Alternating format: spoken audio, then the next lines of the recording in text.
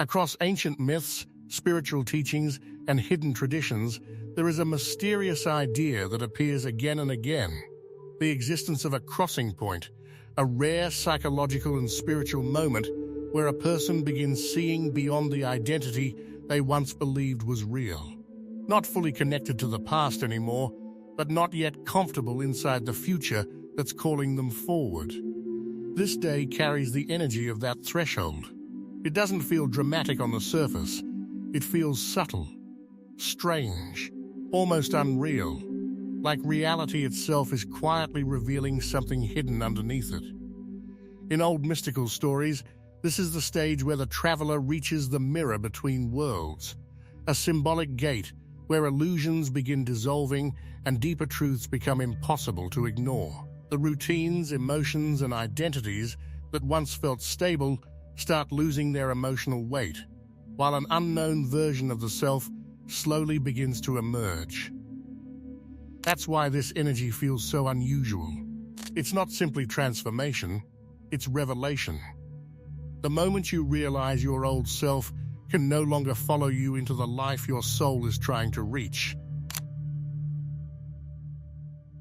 I'm not speaking in metaphor, I'm speaking in observation. On this date, there's a cosmic alignment, not just astrologically, but psychologically and spiritually, that is pulling sensitive, aware individuals toward a reckoning with their own evolution. It's the kind of energy that doesn't feel loud or chaotic. It feels quiet, almost cosmic, like the universe is slowly pulling you away from an old version of reality, and you're finally conscious enough to feel it happening. This is the message your soul has been trying to send you. And the reason you clicked on this video is because some part of you, the part that still remembers how to listen, recognized it. To understand what's happening, we need to talk about something most people never examine: the invisible architecture of your life. Right now, as you're reading this or hearing this, your life is held together by a structure. It's not visible, it's not something you chose consciously, but it's real, and it's powerful, and it's been organizing your reality since you were very young. This structure is made of beliefs, habits, patterns of thinking, strategies for safety, ways of moving through the world that made sense at one point in your life and have calcified into automatic responses. These aren't bad things. They were adaptive. They protected you. They helped you survive moments when you needed protection. They helped you succeed in environments that required you to be a certain way. But here's what nobody tells you. That same structure that once protected you is now the thing keeping you from growing. Think about a tree. When a seed first sprouts, it needs a hard protective shell. That shell is essential. Without it, the seed would never survive. But at some point, if the tree is going to grow into its full potential, that shell has to crack. The protective mechanism becomes a prison. The structure that enabled survival now prevents expansion. You are not the seed anymore. For the last few months, or perhaps the last few years, your consciousness has been slowly outgrowing the structure that contained it. You've been having thoughts that don't fit into your old belief systems. You've been feeling emotions that your old coping mechanisms can't process. You've been asking questions that your old identity doesn't have answers for. And each time you try to squeeze yourself back into the old architecture, it feels tighter. It feels wrong. It feels like wearing clothes that no longer fit your body. This is why the crossing point feels so disorienting. You're not confused because you've lost your way. You're confused because you're becoming aware, perhaps for the first time, that the way you've been walking was always just one possible path, and your soul is whispering that there are other paths. Paths that might actually lead somewhere that matters to you. The invisible architecture of your life is made of several layers. Let's expose them. The first layer is your story about yourself. You have a narrative. It might sound something like, "I'm the reliable one," or "I'm not creative," or I'm someone who always has it together, or I'm naturally anxious, or I'm not good at relationships. You've told this story so many times that it feels like truth. But it's not truth, it's habit. It's a worn groove in your neural pathways that you've been walking down so long that you forgot you chose it in the first place. The crossing point is the moment when you realize you can choose a different groove. The second layer is your relationship with obligation. Somewhere in your past, you learned that your worth was conditional. You learned it was tied to your productivity, your success, your ability to please others, your willingness to sacrifice your own needs for the sake of maintaining harmony or meeting expectations. So you built a life around obligation. Every choice you made was filtered through the question, is this what's expected of me? And for a long time, this worked. It gave you direction. It gave you purpose. It gave you a clear framework for making decisions. But obligation is a cage disguised as a framework. And the crossing point is when you finally feel the bars. The third layer is your familiarity with pain. This is the hardest layer to see, because we don't want to admit it. But many of us have become so accustomed to a certain frequency of suffering, whether that's stress, anxiety, self-doubt, loneliness, or the low-grade dissatisfaction of living a life that doesn't quite feel like ours, that we've mistaken it for normal. We've built our identity around managing this pain rather than questioning why we're carrying it in the first place. The crossing point arrives when you finally get tired of carrying something you never should have picked up. Here's what happens when these three layers start to dissolve simultaneously. You experience what I call architectural disorientation. The structure that held your life together is no longer holding. Decisions that used to be simple become complicated. Choices that used to feel automatic now require conscious deliberation. You look at your life, your career, your relationships, your daily routines, and you see them with new eyes. Not with judgment, not with self-blame, but with clarity. You see what was working and what was only appearing to work while slowly suffocating your spirit. This clarity is not comfortable, but it's necessary. The reason this moment feels so strange is that you're experiencing a profound mismatch between your exterior life and your interior awareness. On the outside, nothing has changed. You still have the same job, the same apartment, the same people in your life. Your circumstances are exactly as they were. But internally, you've shifted. Your consciousness has expanded. You can see patterns now that were invisible before. You can feel the constraints of your old structure in a way that makes them impossible to ignore. You are standing at the threshold, and your old self cannot follow you through the door. Before your mind understands what's happening, your body already knows. This is crucial information that we've largely forgotten in our culture of logic and rationality. Your body is not separate from your consciousness. Your nervous system is not distinct from your spiritual awareness. They are aspects of the same unified intelligence. And right now, your body is sending signals that your rational mind has been trained to ignore. Pay attention to these signals. Maybe you're experiencing a restlessness that no amount of productivity can satisfy. You could accomplish everything on your list, cross off every task, achieve every goal you set for yourself this year, and there would still be a restlessness underneath. It's not because you're ungrateful. It's not because you're broken. It's because your soul recognizes that the goals you've been chasing aren't actually your goals. They're inherited goals. They're the goals that someone else planted in you a long time ago, and your consciousness is finally rebelling against them. Maybe you're experiencing a fatigue that sleep can't fix. Not physical tiredness, though that might be present too, but a deeper weariness, the exhaustion of maintaining a persona, the tiredness of performing a version of yourself that isn't actually you.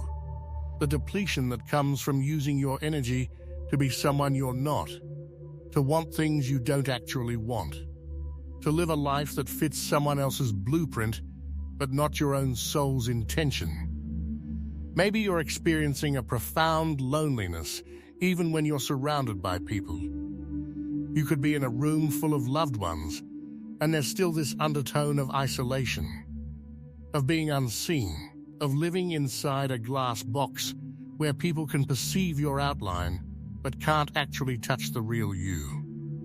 This loneliness isn't a sign that you need more people in your life. It's a sign that the people in your life don't know who you actually are. And the reason they don't know is because you haven't been showing them. You've been showing them the version that fits into the architecture. And your soul is exhausted from hiding. Maybe you're experiencing an unusual sensitivity to things that never bothered you before. Certain conversations feel draining in a new way. Certain environments feel suffocating. Certain dynamics that you used to move through smoothly now trigger something in you that wasn't triggered before. You're not becoming more fragile, you're becoming more attuned. Your consciousness is becoming sensitive to frequencies that don't match your own. And your body is reflexively moving away from them. Or perhaps, and this is the most common signal at the crossing point, you're experiencing a spontaneous sadness that has no clear object. You could be having a good day.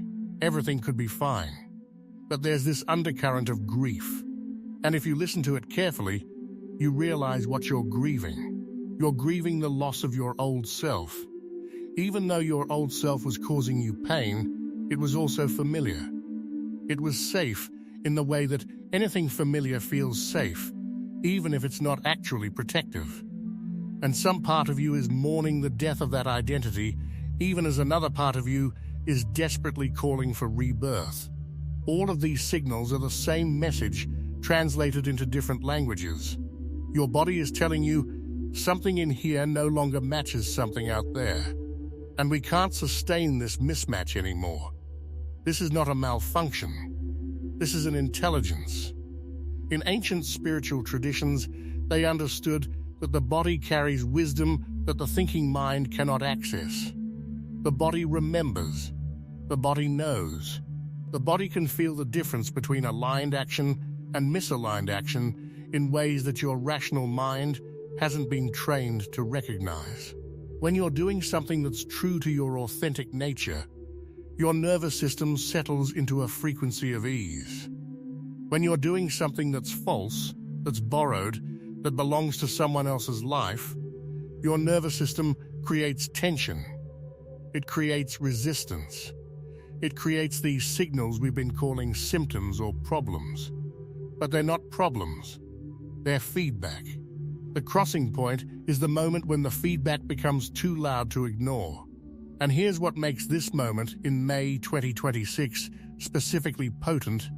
There's an alignment happening cosmically that's amplifying your capacity to hear this feedback. The universe isn't creating these signals. Your soul has been sending them all along. But right now, the energy is crystallizing in a way that makes them impossible to dismiss as coincidence or overthinking. This is why you can't unsee what you're seeing. Your body knows the truth about your life. Your body knows which relationships are nourishing and which are draining. Your body knows which work is meaningful and which is soul-deadening. Your body knows which parts of your identity are genuine and which are performances. And it's been trying to tell you for a long time. But now, at the crossing point, the volume is turned all the way up. The rebellion isn't intellectual. It's embodied. And that's what makes it real. Before we go further, we need to talk about the guardian that stands at every threshold.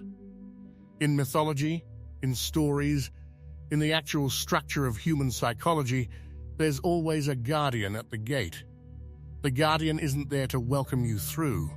The guardian is there to test you, to ensure that you're ready, to make sure that the choice you're about to make is a conscious choice and not just a reactive escape.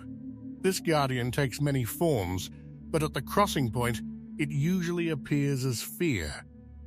Not the kind of fear that's based on actual danger, not the kind of fear that evolved to protect us from predators or falling off cliffs, but a deeper fear, an existential fear. The fear that if you move through this threshold, if you choose the path your soul is calling you toward, you will lose something essential. You will lose the identity that others recognize. You will lose the safety of being known in a particular way. You will lose the predictability of the path you've already walked. And that fear is not irrational. That's the thing nobody tells you about transformation. You will lose something. You will lose your old self. That's not a bug in the system. That's the actual point. But we've been culturally conditioned to believe that loss is failure. That if you leave something behind, it means you made a mistake. That if you outgrow an identity, it means you were wrong about who you were in the first place. So we stay. We cling to the familiar. We convince ourselves that the discomfort we're feeling is actually just ungrateful complaining. We tell ourselves that everyone feels this way, and the point is just to push through and accept your life as it is. This is the Guardian's primary weapon, the normalization of suffering.